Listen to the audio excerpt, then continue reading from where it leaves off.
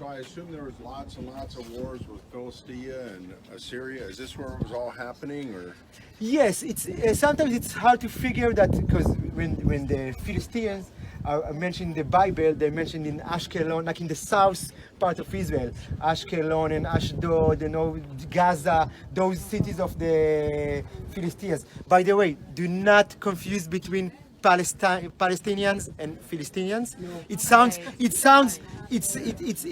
a little bit close, but it's not got nothing to do ethnically. Okay, so most of them sat over there. But you're right. The Philistines fought against Saul and against David here because in some point they tried to expand themselves towards Beit Shan and towards the fertile soil. I'll jump. Yeah, too. And so the specific to that, because I was gonna tee off from that into the.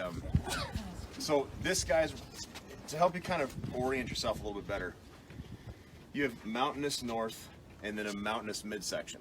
Okay, and so this is like a belt that goes across it. It's the one accessible point that if you can get troops from the sea, from the ports over there. Look back over there where the smokestacks are. You see those? That's right by Caesarea where we just were earlier. Okay, that's that giant factory that was next to us.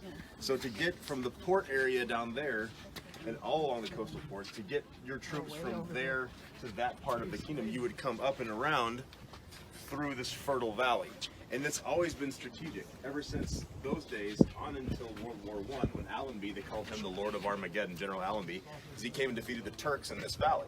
And he actually followed the advice of Deborah in the Bible when Deborah and Barak were there fighting with Sisera and the Canaanites. And Mount Tabor is where Deborah judged the people, which is that mountain over there in the distance.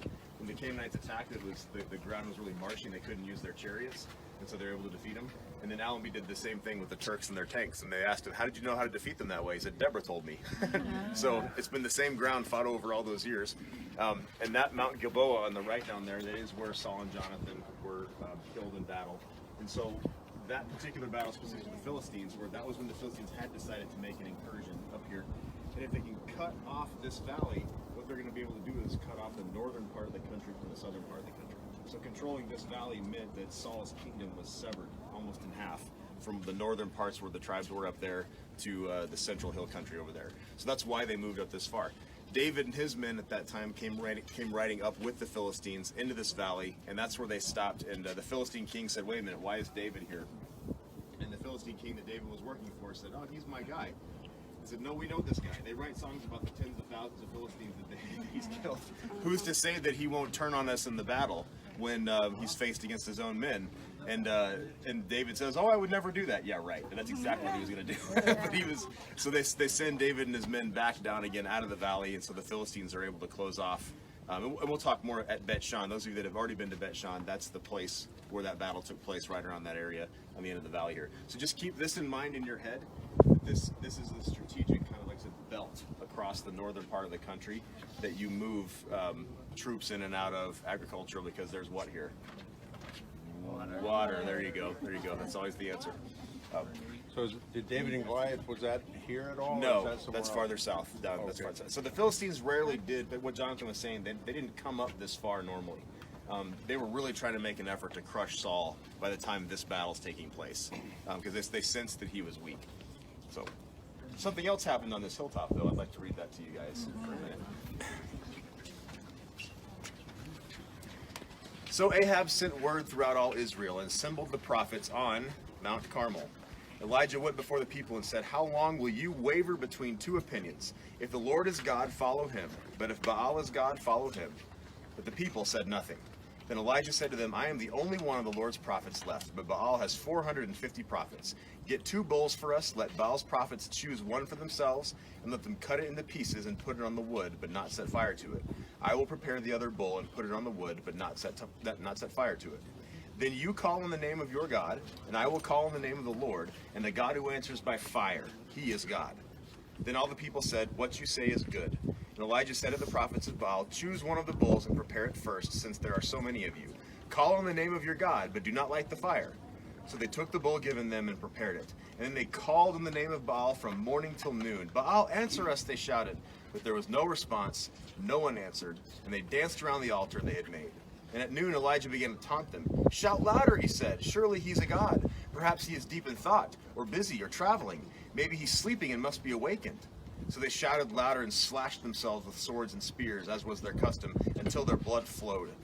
Midday passed, and they continued their frantic prophesying until the time for the evening sacrifice. But there was no response, no one answered, no one paid attention. Then Elijah said to all the people, "Come here to me."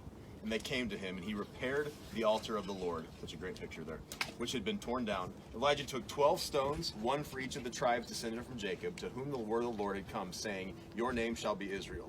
And with the stones he built an altar in the name of the Lord, and he dug a trench around it large enough to hold 2 seahs of seed. He arranged the wood, cut the bull into pieces, and laid it on the wood. Then he said to them, "Fill 4 large jars with water, and pour it on the offering and on the wood." "Do it again," he said, and they did it again. "Do it a 3rd time," he ordered, and they did it a 3rd time. The water ran down around the altar and even filled the trench. At the time of sacrifice, the prophet Elijah stepped forward and prayed, "Lord, the God of Abraham, Isaac, and Israel, let it be known today that you are God in Israel, and that I am your servant, and have done all these things at your command. Answer me, Lord, answer me, so that these people will know that you, Lord, are God, and that you are turning their hearts back again." Then the fire of the Lord fell and burned up the sacrifice, the wood, the stones, the soil, and also licked up the water in the trench. And when the people saw this, they fell prostrate and cried, "The Lord, he is God. The Lord, he is God." Then Elijah commanded them, "Seize the prophets of Baal. Do not let any one of them get away." And they seized them, and Elijah had them brought down to the Kishon Valley, right below you over here, and slaughtered them there. And Elijah said to Ahab, "Go eat and drink, for there is the sound of a heavy rain." So Ahab went off to eat and drink, but Elijah climbed to the top of Carmel, bit down to the ground, put his face between his knees. "Go look towards the sea," he told his servant, and he went and he looked. "There's nothing there," he said. 7 times Elijah said, "Go back." The 7th time the servant reported, "A cloud as small as a man's hand is rising from the sea." So Elijah said, "Go and tell Ahab, hitch up your chariot and go down before the rain stops you." Meanwhile the sky grew black with clouds, the wind rose, a heavy rain started falling, and Ahab rode off to Jezreel. The power of the Lord came upon Elijah, and, tucking his cloak into his belt, he ran ahead of Ahab all the way to Jezreel. All that happening right where you're standing. This is in 1 Kings, 18. How far is Kings Jezreel? 18. Where is it? Right over here. 1 Kings 18.